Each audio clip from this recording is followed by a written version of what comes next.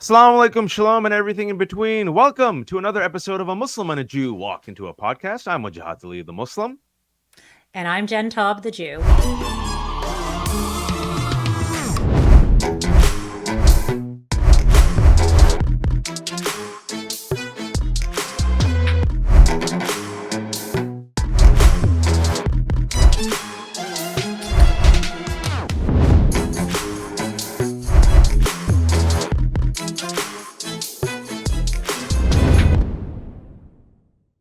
So, Jen, we have some breaking news this week. The United Nations, actually, for the most part, 14 of its 15 members decided to adopt a security resolution, and they picked up Joe Biden's peace plan. We talked about it recently, and President Joe Biden, said that that was actually Israel's initial plan. It was a three-point plan, which would be a ceasefire, an end to the hostilities, a return of hostages, a release of some prisoners back to Hamas, and then also the allowance of humanitarian aid to Gaza and the rebuilding of Gaza.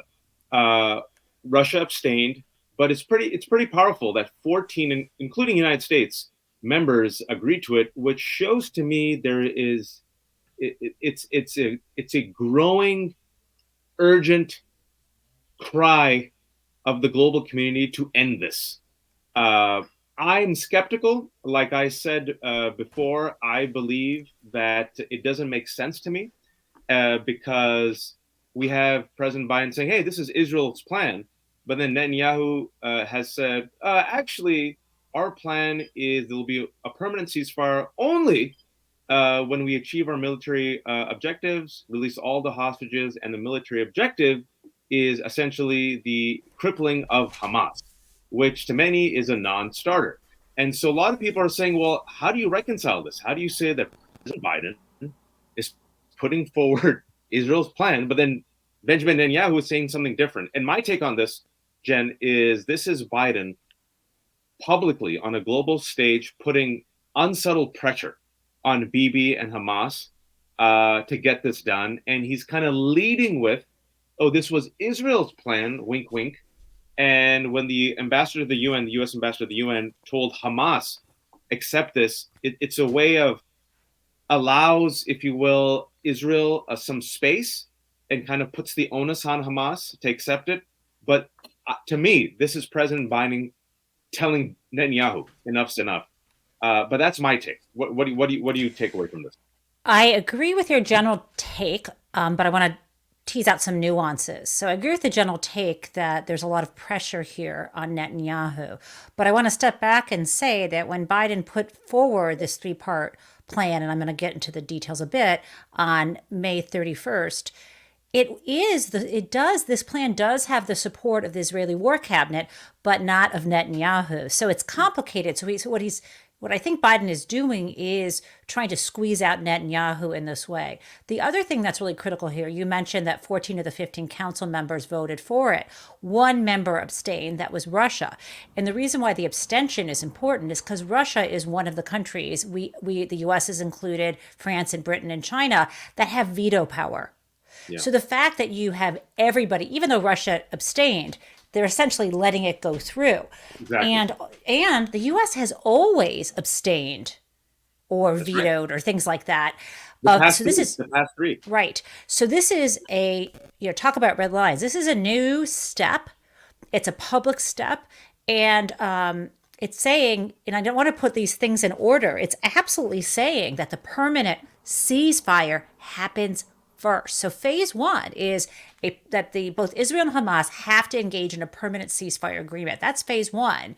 Phase two is the release of all living hostages. And then phase three is the drawing up of the full reconstruction plan for Gaza, along with the return of the remains of the deceased to their families. So what's really important that you highlight this is we're ending the conflict before further hostages come out. And there's nothing in here saying Hamas will be destroyed. Enough is enough. Okay, now the other thing, you mentioned the ambassador to the UN, the U.S. Secretary of State, Anthony Blinken, put more pressure today on Sinwar, who's the head of Hamas, saying, I thought that was really interesting, saying, it's on you now. You need to accept Yeah. this, which I Yeah. found interesting because Netanyahu does too. But I think that's a way of allowing Netanyahu to save face and get Exactly. pushed into it. Like, Exactly. this is more than chess here. This is, a very complicated strategy. But we have not heard from Sinwar, and I wonder if it's a similar situation where both, the general population, the civilians in Palestine, just like the civilians in Israel, want the war to end, and maybe a lot of people in the Hamas government, not necessarily the fighting forces, want the ceasefire as well. So we're dealing with these two leaders who are the problem. And the Hamas spokesperson at least said, okay, well, if Israel accepts it, we'll accept it, right? So it's a punt back to Bibi.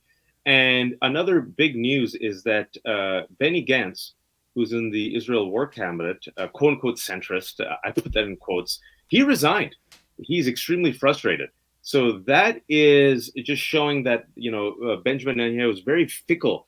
Government and coalition is also splintering. Is that good? Is that bad? Does that put pressure on the BB, or does that force BB more to the right and kind of elevate the Ben Gavirs, who, again, for those who don't know, is the national security minister, who was convicted of inciting terrorism against Palestinians in an Israeli court. So this is, it's very tense, but I think for one, think the three-part peace proposal is solid.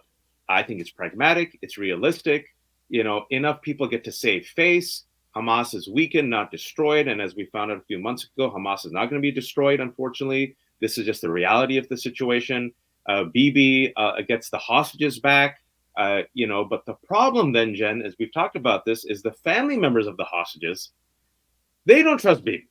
And they're the ones out there protesting every day. And, another big piece of news that happened last week was 4 hostages were freed uh, uh, by Israel, but at the cost also, now they're saying 274 Palestinian civilians were killed.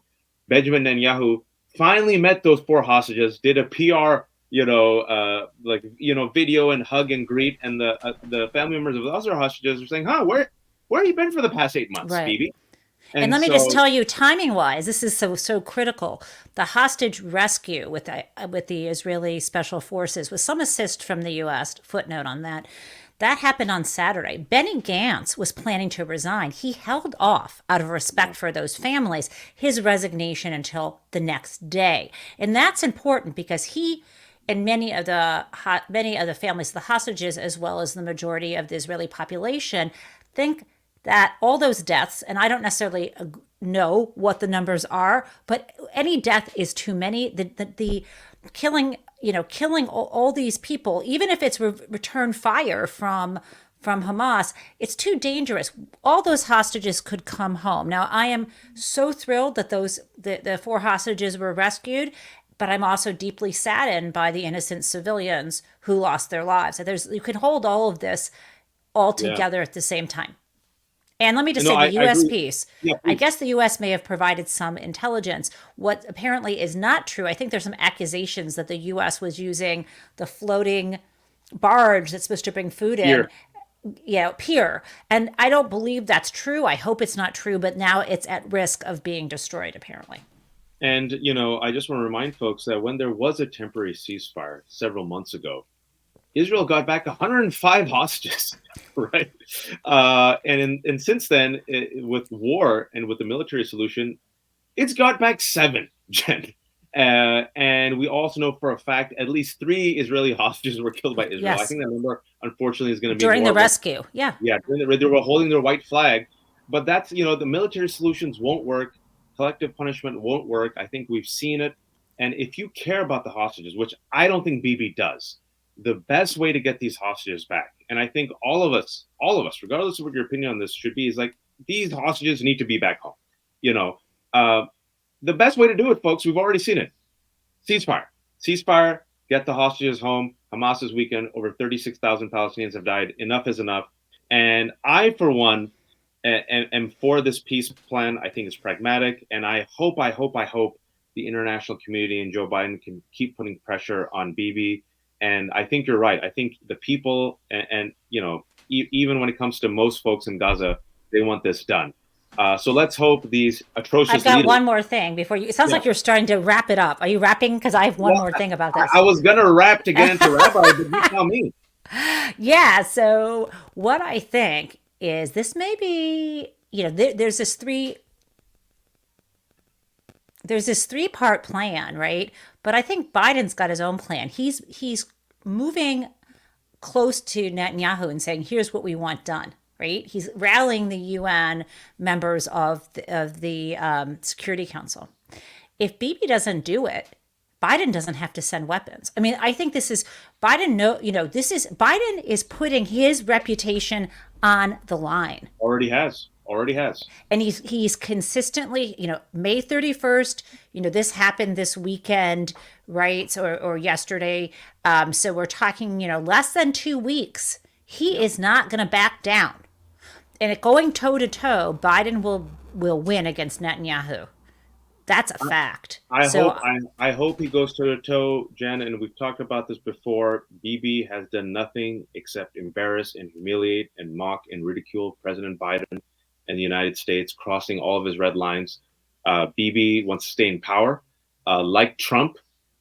He realizes the second he steps down, he's going to be vulnerable. Most likely, he might go to jail on corruption charges. Deeply disliked by the Israeli public, deeply disliked by the world.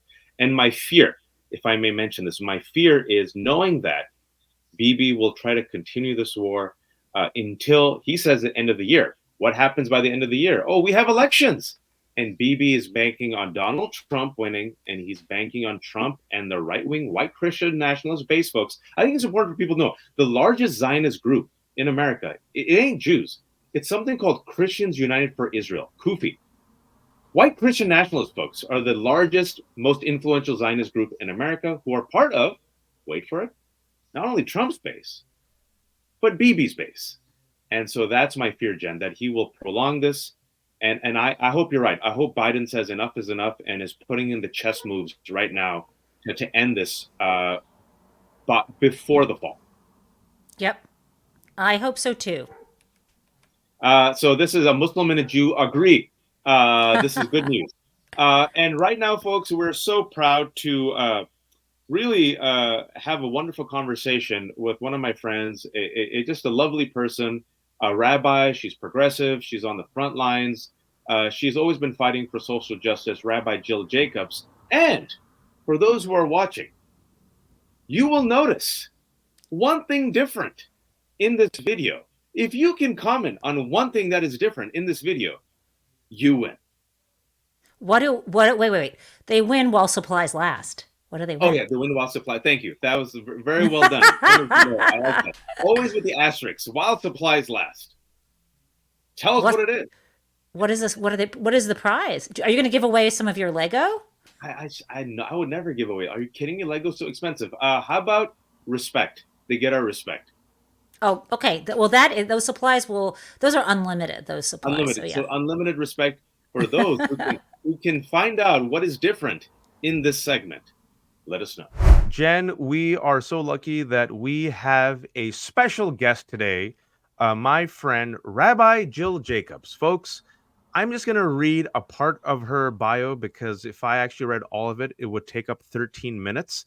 So these are the highlights. Rabbi Jill Jacobs is the CEO of TRUA, the Rabbinic Call for Human Rights, an organization that trains and mobilizes more than 2,300 rabbis and cantors and their communities to bring a moral voice to protecting and advancing human rights in North America, Israel, and occupied Palestinian territories. She's the author of multiple books. She has just spent 2 weeks in Israel. She has come back. She joins us. I promise you, she's in a safe space. It's just that her computer apparently hates lighting, but she's okay. She is safe. Rabbi Jill, welcome to A Muslim and a Jew Walk Into a Podcast. Thank you so much for having me here. It's good to be with you. So I know Waj introduced you as his friend, but I feel like we must know people in common. So if I can just play a little Jewish geography with you, will you indulge me, Rabbi Jill?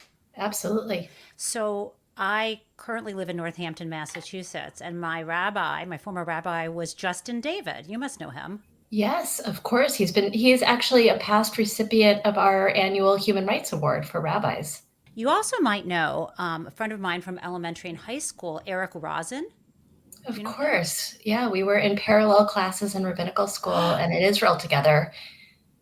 Of course. Wait, Yeah, because all Jews know each other. of Let's say course. we did not rehearse this in advance. This isn't like the movie quiz No, show. I Okay. have no idea who you're going to bring up. It's amazing. Okay. And also, where are your are your people from like Lithuania or where are you from? Lithuania, Ukraine. Same, same, same, same. So, the borders kept shifting, so they might Right. have been in different countries, even if though they never moved. The last question though is when you came, well, not when you came to America, but like where did you grow up like as a kid? I grew up outside of Boston in Framingham, Massachusetts. Huh. And then I came to New York for college at Columbia and more or less stayed minus a few years here and there. Okay, I think we could go on and on, but like why don't we get into That's something that's see Jewish are you geography. impressed, Waj, with that? Jewish geography is something that reminds me so much of what South Asians and Muslims do. Is like it's a 1 degree of separation. Rabbi Jill, you and I know each other not through due to Jewish connections, but because we are Auburn Seminary Senior Fellows, or we were Auburn Seminary Senior Fellows. And this, for those who don't know what Auburn Seminary Senior Fellows, it's like a collection of like religious all stars. It's like the Muslim, Jewish, Christian, Buddhist Justice League, and then they just added me because they were desperate, I think, to add a No. Muslim.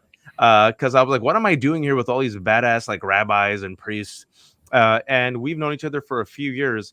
And what's always fascinated me is you are at the fault lines, right? You have to navigate a very tense world. First of all, you're a rabbi, so already super masochistic life. But in addition to that, you're progressive. You're at the forefront of radical change, of progress, of working on behalf of marginalized communities. But you also have a commitment to Israel. And here's a moment right now, past 8 months, where this war has gone on. We know the death tolls. We see Israel standing in the world, just becoming almost like a pariah. And I'm curious, you were in Israel for about 2 weeks, on and off in the past month. Since you were there on the ground, and since you have these connections to these communities, especially Jewish communities, and I know you have allies and friends who are Palestinians, can you give us the lay of the land where you are right now, and where many progressive Jews are, where they love Israel, but they are horrified by what's happening, and we see, and we've talked about this. We see growing protests, but again, it's different between what we see and what's actually happening on the ground. So, can you give us the context, especially as you have gone there with your politics and your religious framing and your commitment to social justice? Thanks. Yeah, I want to answer that question in two ways. So, one, by looking at America, because I'm an American citizen. I was born here. I care about this country. I care about the people here. I want it to be the most just place for everybody here. And there have been, certain presidential administrations that have done better or worse at moving us toward or farther from that vision. And particularly during the Trump administration, many of us were on the street basically all the time. I mean, Jen, you already mentioned the mass arrest of rabbis that Tra organized after the Muslim ban. And we didn't do that because we hate America. We did that because we love America and we want it to be better. And that's part of patriotism, to fight for your country, not to agree with your government, whatever it's saying at any moment. And we know that America, of course, is built on a lot of very deep sins: slavery, the genocide of Native Americans.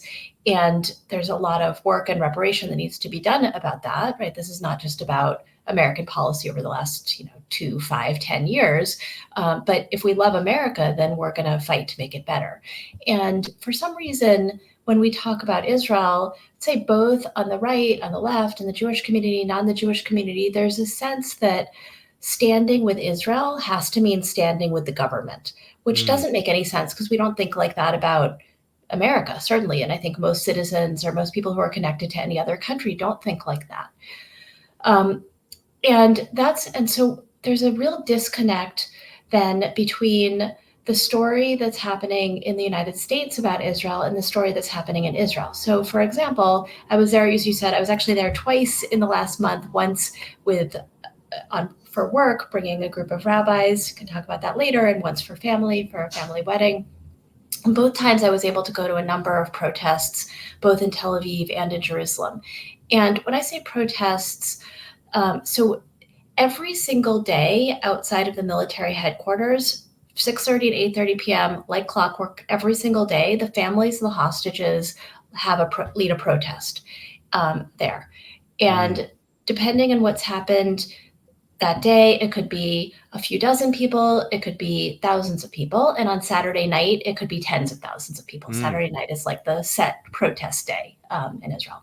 After Sabbath. And after, yeah. Well, in Tel Aviv, they start a little bit earlier. In Jerusalem, they wait till afterwards. And not only in those places, but also in other cities throughout the country. And so, and the very clear, I'll say, just to give one example, when I was there, I guess about 3 weeks ago, it was the day before the Rafah invasion. And it had also come down that day that maybe Hamas had accepted a hostage deal. Not totally clear if that happened, but that was the news that was coming out. And there was a WhatsApp, because everything in Israel happens on WhatsApp. There was a WhatsApp that came out saying, basically, come out to it's called the Kiryah, the military headquarters, come out there right now. And I got there. I was only about a 5 or 10 minute walk away. By the time I got there were already hundreds of people there. And we ended up going from there to block the Ayala on one of the highways. And up on a car that was stopped because traffic was stalled was one of the leaders of the families, a woman named Einav Zangauker, whose son is a hostage in Gaza. And she is somebody who, single mom from the south of Israel, not a lefty. She voted for Netanyahu in the last elections, has said clearly that that's not going to happen again, and was standing on the top of a car saying, don't go into Rafah, take the deal, stop the war, get my son home. And that's been a clear message from the families of the hostages. In fact, yesterday, the families that organize those daily protests put out a message to American Jewish organizations in English saying, dear American Jewish organizations, we're calling on you to push Netanyahu toward a deal. You have to stop the war. You have to bring home our families. Because people in Israel, that was not a direct quote, but that's a summary of what they said. People in Israel really, really understand that bringing home the hostages and ending the war are the same thing. And that is clearly the message. All of the chants at all of the protests say things like that. They say the blood of the hostages on the hands of this government. These things all rhyme in Hebrew, but I won't even try. Right? Like we choose the hostages, stop the war. Oh, please say it in Hebrew. Right? I would love to hear it. Well, one of the chants that they say is Bochrim b'chatufim, which means like we're choosing the hostages. Et hamilchama otzrim, right? Stop the war. They say it both in, I said it in masculine, they say it both in masculine and Beautiful. feminine. And so that is really clear. And somehow that message hasn't gotten across in the United States, where people think of caring about the hostages as separate from caring, or as opposed to caring about ending the war and caring about people in Gaza. And so, meaning that somehow here there's a sense of, I think from the farther left, that if you care about the hostages, that's support for the war. And I think from a lot of the Jewish community here, we stand with Israel, bring them home. The message bring them home is directed, I don't know, at the universe, at Hamas, at Qatar, I'm not sure, but at everybody but the Netanyahu government. Whereas in Israel, that message is 100% directed at the Netanyahu government. So that's just, I'm so a total glad you breakdown. said that, because I found in the U.S. immediately after October 7th and even into the following month that if you said anything, at least where I'm in a very sort of progressive community, if you said anything about the hostages, people assumed you were a Netanyahu supporter or you didn't believe in Palestinian autonomy. And it was a very uncomfortable feeling here. And I'm so glad that you're talking about what's happening on the ground in Israel and how not only are these ideas of bringing the hostages home and ending the war not incompatible, they're inextricably linked. Yeah, absolutely. Yeah, and it's been clear also to the families and really to everybody in Israel that Netanyahu has made a decision to abandon the hostages. He has not met with their Yeah. families in 8 Yep. months. It took him when the other day, when it turns out that 4 hostages had been killed, we don't know how, possibly by Israeli airstrikes, possibly murdered by Hamas, we don't know. It took him a whole day to even put out condolences to the families. And that has been the pattern. He also, by the way, has barely met with the communities from the South. Remember, those were not his voters. Those were all people who are invested in peace for the most part, and he won't meet with those communities. And people in Israel really understand that. And so, so again, I think here, when the language from one side is "we stand with Israel," my question is with who?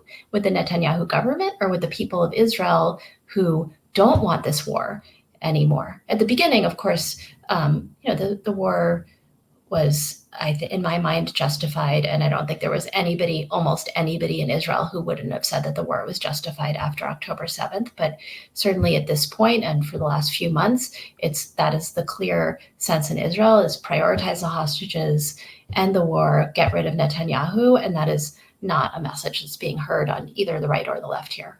Rabbi Jill, Jen and I have often said this on this show and also Mary Trump's Nerd Avengers, which you should all subscribe to and listen to, is that there's an opening here for the Democratic Party in particular, for critics of the war, which is a majority now of American voters, Republicans, Independents, and Democrats, and even perhaps President Biden. And he flirted with this recently in a Time magazine, like one-liner quote, where he suggested openly that Netanyahu might only be in this war for himself, which to me, and you might disagree with me, we're talking about this for the first time, we haven't talked in a long time, is it's very clear to me that Bibi cares about Bibi.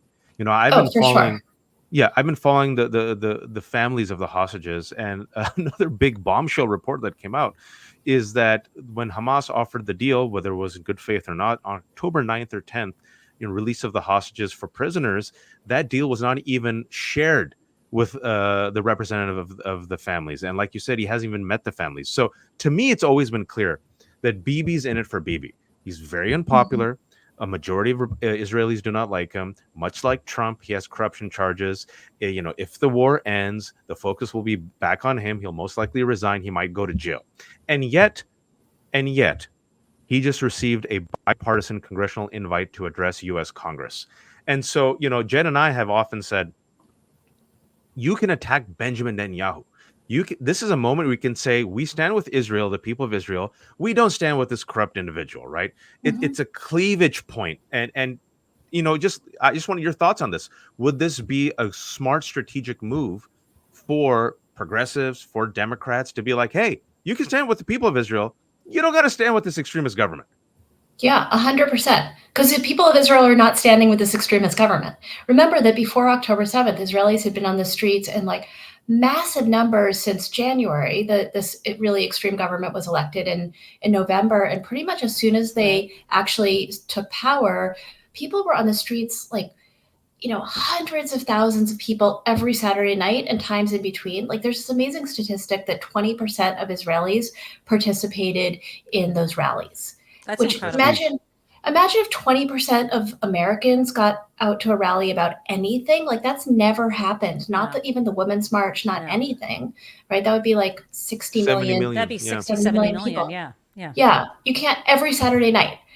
So it's for 8 months, whatever it was, January through the beginning of October.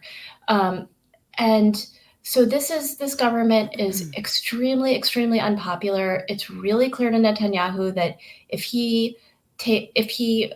the war ends, he's out of power. I mean, if he takes a deal, some of his most extreme coalition partners say that they're going to drop out. We'll see if they are serious about that. At this point, actually, most of the coalition members, the ultra-Orthodox parties, have said that they support the deal. So he's a little bit more in a bind. But yeah, as soon as the war is over, Israel's going to move toward elections, and he knows that. And like you said, he only cares about Bibi. And I think it's really important for progressives to be able to say, yes, we stand with the people of Israel who are opposing their government.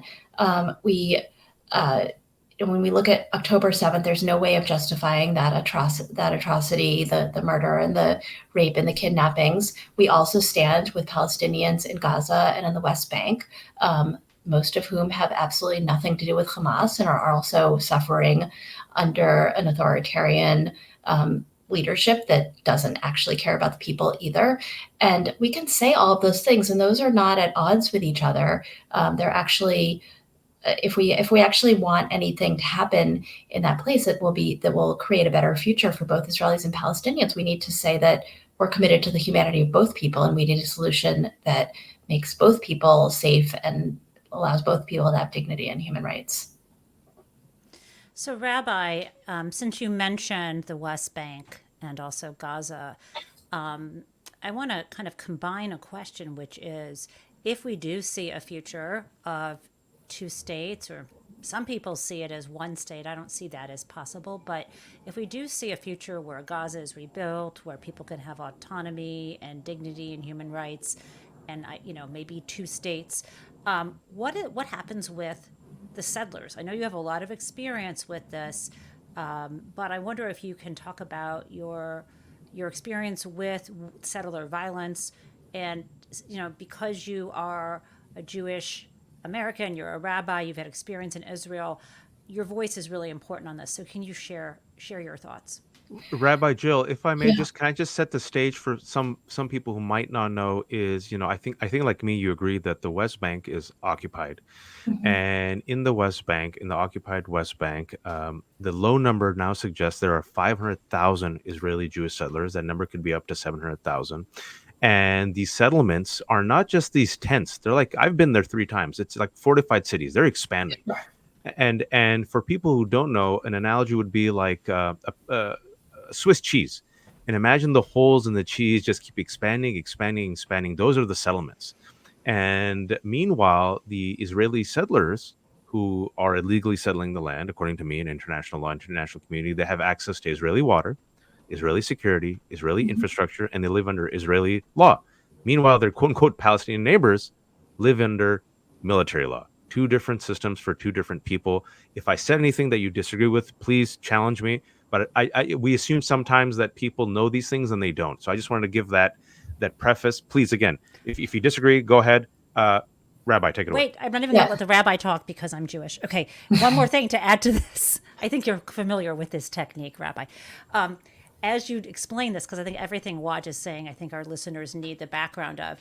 I think that as you describe this, I know people talk about the river to the sea, but some people don't even know the geography. So if I'm like if I'm thinking about this space and I'm thinking about the West Coast as being the sea, and then we're thinking, if you can talk about the three different, I know there's more than three, but kind of the three distinct areas and gestures so people kind of understand what you're talking about. Because some people might think the West Bank, they might think that's on the Mediterranean as opposed to. Yeah. Okay, anyway, you have at it. Great. Okay. So first of all, I agree with everything that you said. And also, we don't even have to, it's not even our opinion, right? This is international law. And so in 1967, just to give like a sentence of background, in 1967, after the Six-Day War, Israel had conquered several pieces of territory. So Gaza, the Gaza Strip, which had previously been part of Egypt, the Sinai also under Egyptian control, the Golan Heights under Syrian control, and the West Bank and East Jerusalem, which were under Jordanian control. And just fast forwarding after the 1973 Yom Kippur War, there was a peace with Egypt that returned the Sinai to Egypt.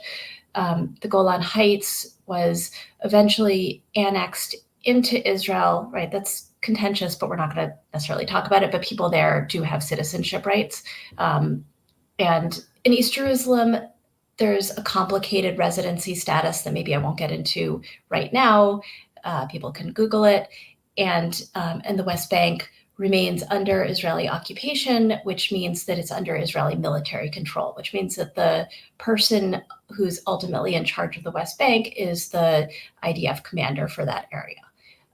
And so the laws of occupation in and of itself is not illegal, right? The Allies occupied Germany after World War II, but there are laws that govern it, including that you can't move in your own citizens, which of course there are, as you said, at least 500,000 settlers living in the West Bank.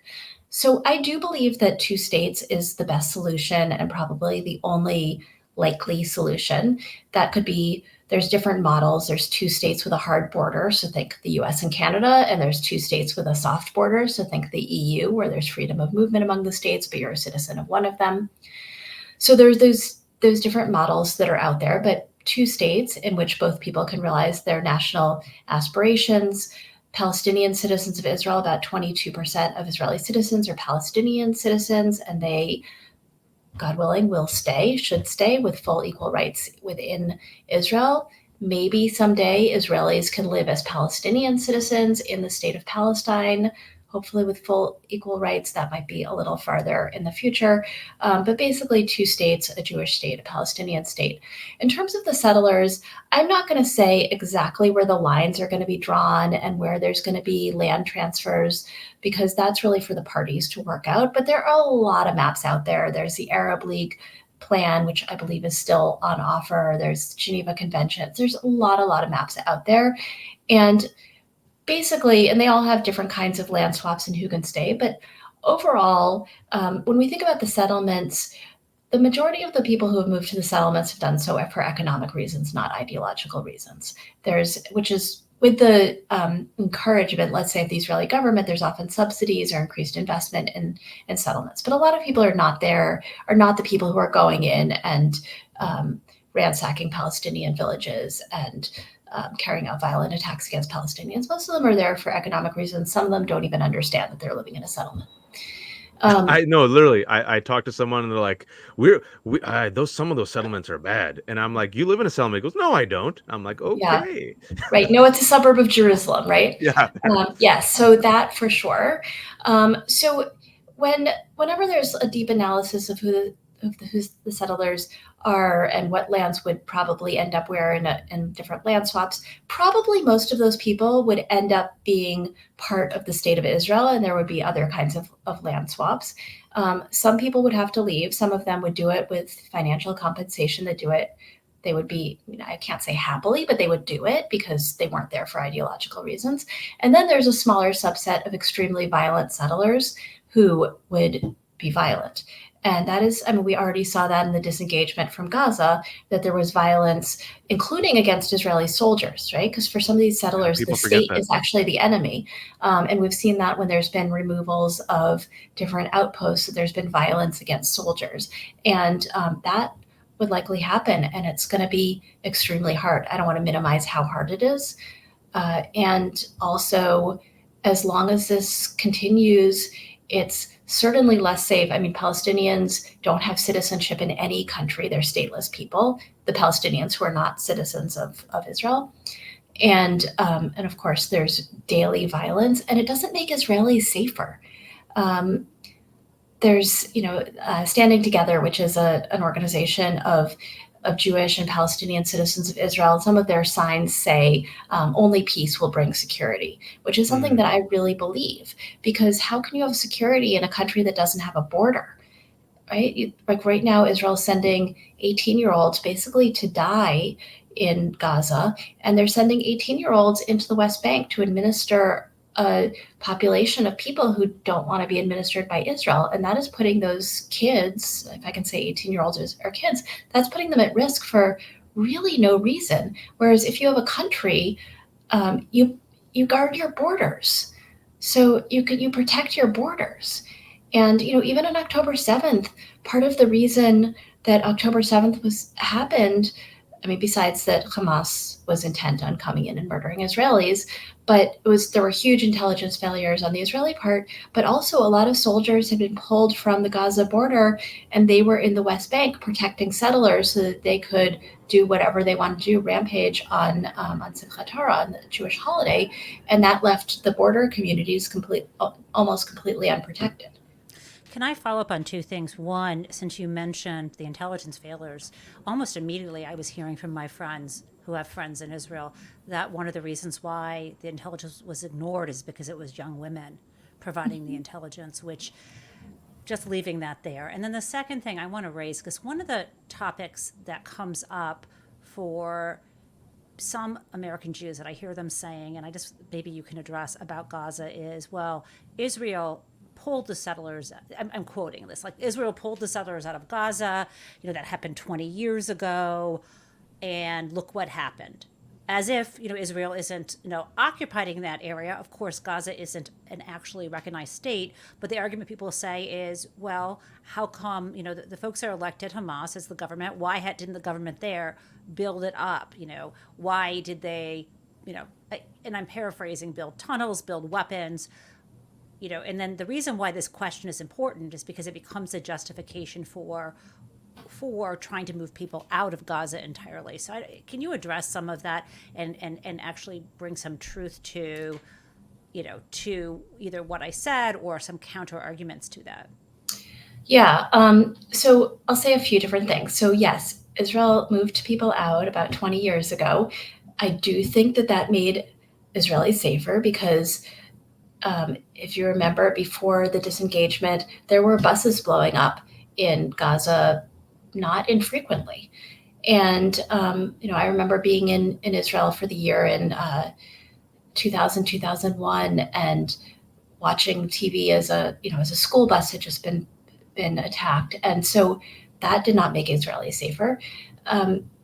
So the disengagement, certainly there weren't Israelis in Gaza who needed to be protected by the army, who had buses blowing up. It doesn't mean it stopped the rockets. Of course, Hamas, Islamic Jihad have continued to send rockets in, and of course, October 7th happened.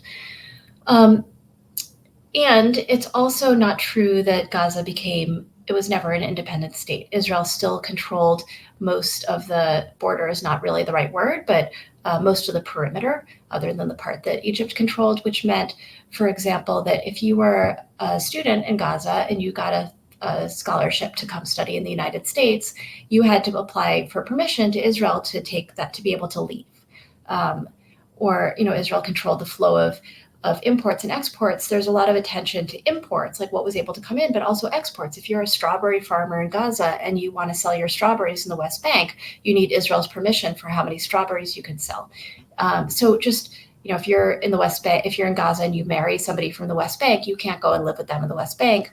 You need Israel's permission. So all things like that. There's no currency, right? The shekel is still the currency in Gaza. Yes, that's also true. So Gaza was never, people say, why isn't it Singapore? Well, Singapore is an independent country, right? It never had that kind of independence. I also want to say I have nothing good to say about Hamas, and I don't want anybody to think I have anything good to say about Hamas. Hamas has not had elections in decades. Most of the people living in Gaza never voted for Hamas, or they weren't even alive when Hamas was elected. So when people say, well, like, why don't people elect a new government? Like there's no elections. Hasn't been one in 18 years. No yes, elections. Exactly. Right. So if you're, a huge percentage of the population is very young. If you're 18, there's never been an election, or, if you're even 30, you don't remember one practically. And I also have to say that something that we've learned over the last number of months is that Hamas had like billion-dollar empire, passing through Turkey and other places. And they did put, now that we've seen the insides of some of those tunnels, they put huge amounts of money into building those tunnels and not into caring for the people's needs. And so I don't want to say one thing doesn't excuse the other, but all of them are true. Right. And we on this show have both of us agreed with the ICC's proposal to issue arrest warrants for the leadership of both Hamas and Israel. I think we should not devote Hamas and Israel. You mean the specific leaders of leaders. Hamas, and you mean Netanyahu? Yes. Netanyahu. Sorry, yeah, Netanyahu and Gallant. Yes. Yeah. But we should spend another episode, I think, just on the West Bank and settlements and occupation for people to really understand. Like, I went and reported from there, and when you go and see it, and Jen, I don't know if you've ever gone to Hebron, but when you see it, like with your own eyes, it's just this is what I've seen has radicalized many of my Jewish friends. Those who went to the birthright trips, they go to Hebron and they're like, yeah, I'm not down with this. This is, I cannot justify what's happening. A system of apartheid, and it's just so bleak and so dark. And I do not see how it brings any security and any peace, either to the Palestinians, obviously, who are occupied, but also to Israel. And as we saw on October 7th, What security? There's no security, right? Yeah. And I know this is going to be a pivot, but since we have you here, Rabbi, you know, Palestinians are occupied. Their freedom of movement's restricted. Their path towards self-determination. But we have fascists here in America, and Mhm. we have extremists here in America, and we have extremists who are trying to impose their will upon uh, people of color, but also 51% of the population, women. And I know I'm going to take I might be flexing a bit with this word, but I will go ahead and say that they're trying to occupy and control the bodies of women and the rights of women. And oftentimes they do it with the justification of religious freedoms. This country gives us the freedom, and our religion says no to abortion, and our religion says no to contraceptives, and our religion says no to IVF. And within Islam and Judaism, whenever I hear this, I go, hey, wait a second, it's not my religious freedoms. And I have to ask you, Rabbi, because I know you've done work on this, and I have to bring up this really disturbing news item from last week, in which, just to remind everyone, Senate Republicans blocked legislation designed to protect women's access to contraception, arguing that the bill was just a political stunt. And the test won. The test, by the way, was to have the Senate actually vote to protect reproductive rights. 51 folks voted for it, but it fell short of the 60 votes, and 39 Republicans voted against putting into law protection and access to birth control.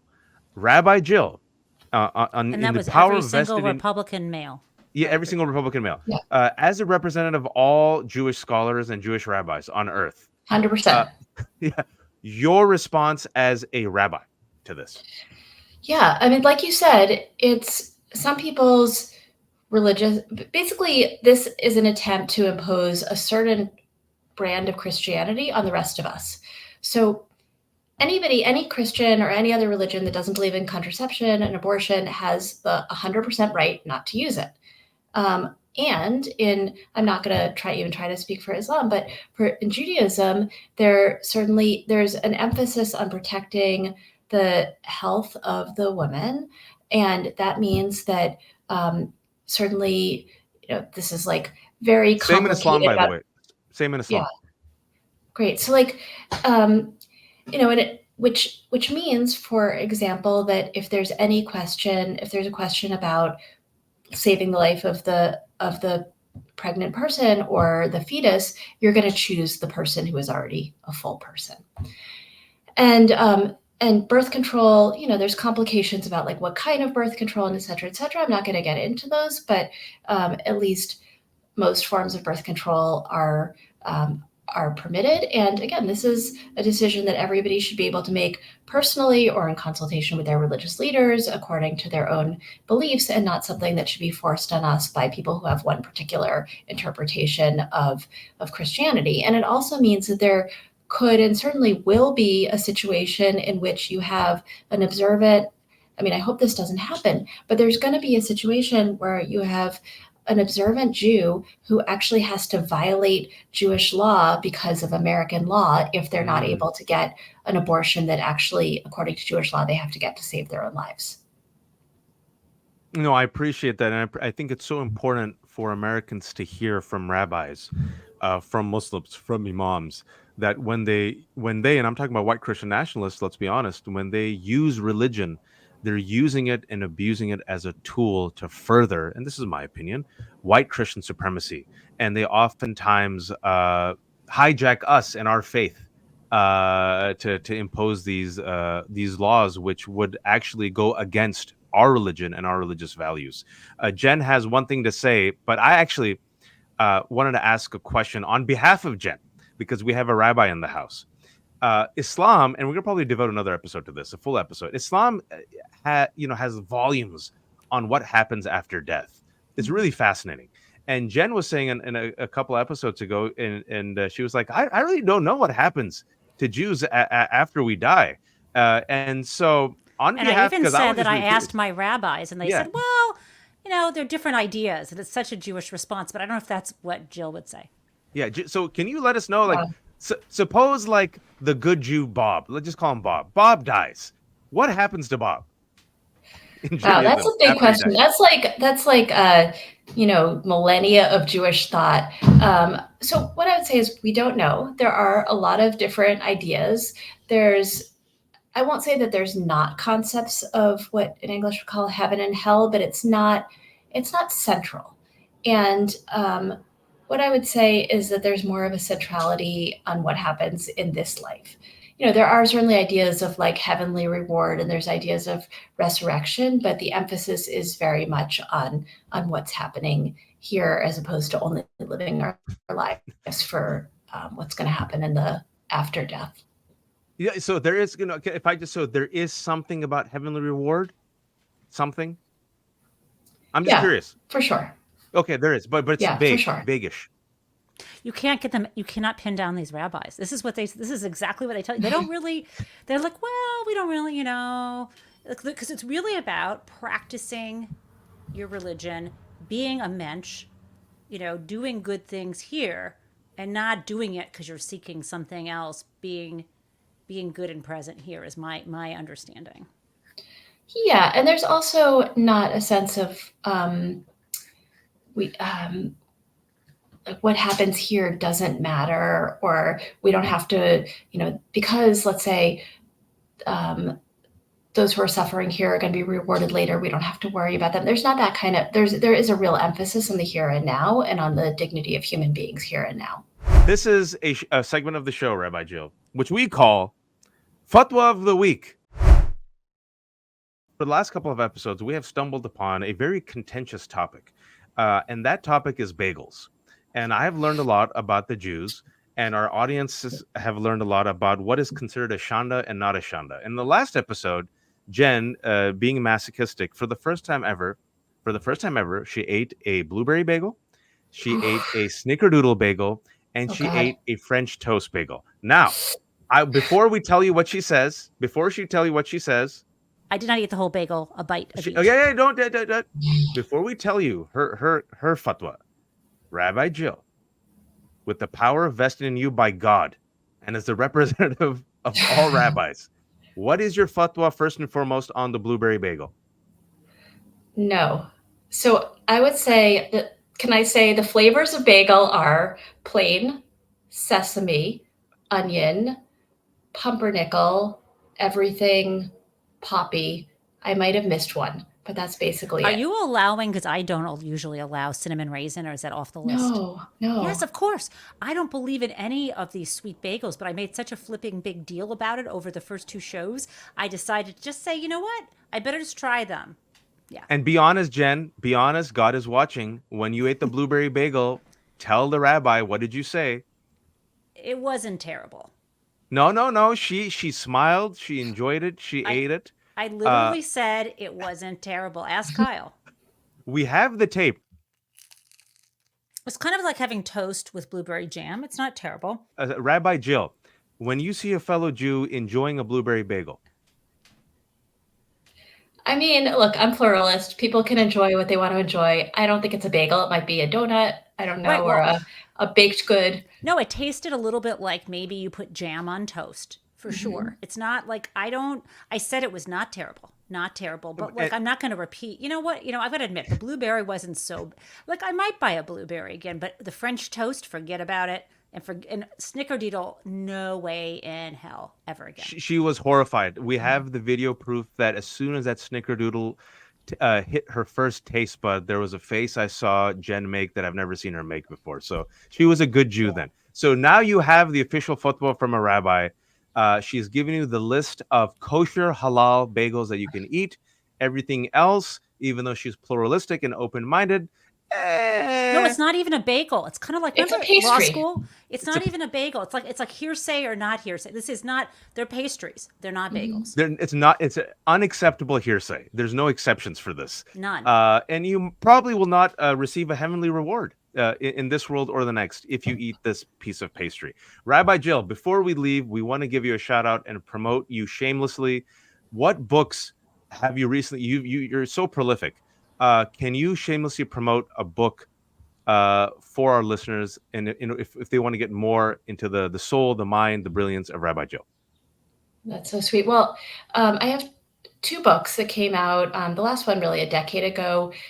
But actually, I'm going to actually mention an article that I just put out because I think it's very relevant to the moment. That is on Medium, and I think we can get out the link on how to determine whether it's criticism of Israel or anti-Semitism, which is a question that I've been asked about 12 times a day over the last 8 months. And I try to lay out there some of the ways in which you can tell whether you're criticizing Israel as a country and on its policies, or whether you're veering into anti-Semitic territory. So I think that might be the most recent thing, the most relevant thing for this moment. Thank you. Totally I not a really contentious need to read that. topic. No, not at all. Not a third Not rail like topic bagels. at all. Rabbi Jill, I appreciate all the work you've done, and I appreciate the fact that you're at the forefront, literally leading the protests with you and other rabbis and a multi-faith, multiracial coalition. I appreciate you coming on as our first rabbi and one of our first guests on this show and this program. And I really, really encourage people to follow Trua and the work they're doing, and to read Rabbi Jill's latest article. And we have the link right here for you. Folks, please help us grow. Please like and subscribe. Please share the good word. Thank you all for joining us yet again on A Muslim and a Jew Walk into a Podcast. I'm Wajahat Ali, the Muslim. And I'm Jen Taub, the Jew.